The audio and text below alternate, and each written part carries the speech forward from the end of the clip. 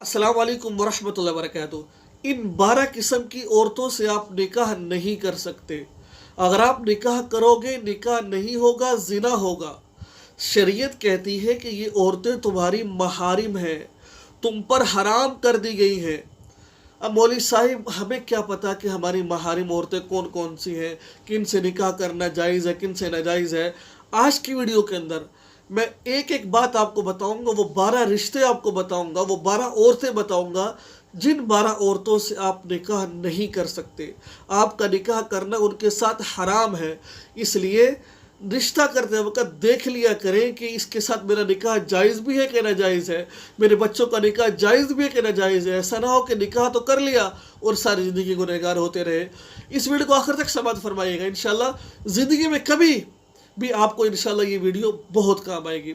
आइए चलते हैं, मेरी बात को ध्यान से। मौका महल के एतबार से इस्लामिक वीडियोस देखने के लिए मौलाना मसूद नक्शबंदी के यूट्यूब चैनल को लाजमी सब्सक्राइब करें और साथ वाली घंटी को लाजमी दबाएं ताकि हमारी नई आने वाली वीडियोस आप तक बर वक़्त पहुँच सके।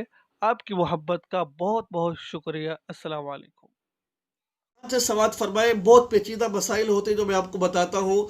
दर हकीकत मैं जो बात करता हूँ मैं कुरान और हदीस की रोशनी में करता हूँ। कोशिश करता हूँ कि अपने सुनने वालों को एक एक बात समझाऊँ और जहाँ तक मेरा हक बनता है इस मुआशरे के अंदर अपने हक अदा करने की वो मुकम्मल कोशिश करूँ। आप मेरा साथ दिया करें, मेरे लिए दुआ भी फरमाया करें। अल्लाह ताला मुझे इस्तकामत नसीब फरमाए। अल्लाह ताला मेरी इस काम को अपनी बारगाह आले में कबूल मंजूर फरमा ले। बस मेरे लिए दुआ भी फरमा दिया कि अल्लाह ताला इखलास पैदा कर दे मेरे अंदर। ठीक है, आइए चलते हैं। नंबर 1, वालिद वालदा। ठीक है, अब ऊपर की तरफ देखो। वालिद का वालिद ये ऊपर की तरफ, यानी कि आपका बाप है, उसका बाप है, उसका बाप, इससे निकाह आप नहीं कर सकते। आपकी वालदा है, उसकी वालदा, उससे आप निकाह नहीं कर सकते। ऐसे ऊपर की तरफ जाए जाओ। इनमें से ऊपर तरफ किसी से आपका निकाह जायज़ नहीं है। अब देखें नीचे की तरफ आते हैं। नंबर 2, बेटा बेटी, इससे निकाह जायज़ नहीं है। अब जो आपका पोता है, नवासा है, इनसे भी आपका निकाह जायज़ नहीं है। पोती है, नवासी है, नीचे की तरफ। नंबर 1 बताया ऊपर की तरफ, दादा नाना ऐसे उनके वालिद ऐसे से उनकी तरफ। नीचे की तरफ बेटा बेटी नीचे आपका चलता जाएगा।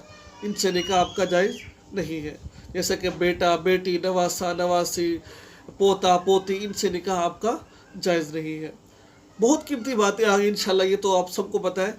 नंबर 3, बहन और बहन की औलाद से, यानी कि जो आपकी भांजी लगती है, भांजा लगता है, इससे भी आपका निकाह जायज़ नहीं है।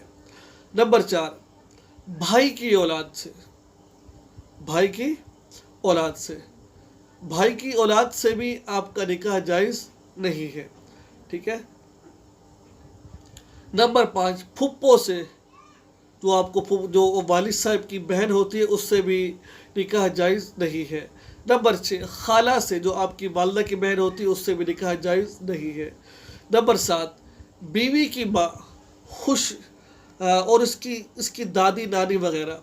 देखिए, बीवी जो आपकी सास है उससे आपका निकाह जायज़ नहीं है, और जो बीवी की दादी है, नानी है, इससे भी आपका निकाह जायज़ नहीं है। ये भी आपकी महारिम, शरीयत कहती है कि ये आपकी महारिम है। आगे चले। बीवी की बेटी, मिसाल के तौर पर ये आपको कैसे बात समझ आएगी? बीवी की बेटी, ज़ाहिर बात वो आपकी बेटी होगी, आपको बात कैसे समझ आएगी? ये आप मुझसे समझ लीजिए। यानी कि एक औरत की पहले शादी कहीं और हुई थी, अब दूसरी शादी आपसे हुई है।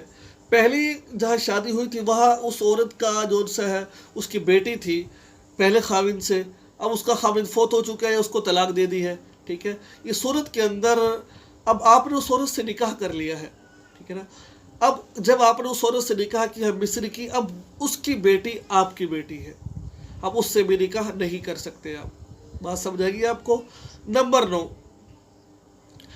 वालिद की मरकूहा। वालिद की मरकूहा भाई माई होती है, लेकिन क्या बात कह रहे हैं, मुफ्ती साहब क्या बात फरमा रहे हैं? वालिद की मरकूहा से मुराद ये है کہ جو آپ کی سوتیلی ماں ہے، یعنی کہ جس نے آپ کے باپ کے ساتھ رات گزار لی، نکاح کر لیا، وہ آپ کی سوتیلی ماں ہے، اس کے ساتھ بھی آپ کا نکاح جائز نہیں ہے، یہ بھی آپ کی محارم ہے۔ نمبر 10، بیٹے کی منکوحہ، یعنی کہ جس کو آپ بہو کہتے ہیں، اس سے بھی آپ کا نکاح جائز نہیں ہے۔ نمبر 11، یہی تمام رشتے اگر رضائی ہو تو ان کا بھی یہی حکم ہے۔ یہی تمام رشتے رضائی ہو، رضائی کسے کہتے ہیں کہ مثال کے طور پر ایک عورت ہے، اس عورت کا دودھ آپ نے بھی پیا ہے، یعنی کہ یوں آسان سمجھ لیجئے کہ جس عورت نے جرا ہے، ایک وہ ہے، اس نے ظاہری بات ہے اپنے بیٹے کو دودھ پلایا ہے، اور ایک اور اس نے جرا تو نہیں ہے لیکن کوئی اور بچہ ہے، وہ اس نے اس عورت کا دودھ پی لیا ہے، اس عورت کا دودھ پی لیا ہے، اس سے مراد یہ ہے۔ اب پی لیا ہے، لڑکی نے پی لیا، لڑکے نے پی لیا، لیکن لڑکا تو ماں کے پیٹ سے آیا ہے، لیکن لڑکی کہیں اور تھی، اس نے لیکن دودھ پی لیا اس کا، اب دونوں آپس میں رضائی بہن بھائی ہیں۔ ایک مثال دے رہا ہوں کہ اس سے بھی نکاح جائز نہیں ہے۔ یہی تمام رشتے آپ رضائی کے اندر بھی دیکھ لیا کریں کہ رضائی یعنی کہ بہن بھائی ہیں تو ان سے نکاح جائز نہیں ہے، ٹھیک ہے۔ آخری بات بڑی اہم بات ہے، بہت زیادہ اہم بات ہے آخری، آپ نے اس بات کو ذرا دھیان سے سماعت فرمانا ہے۔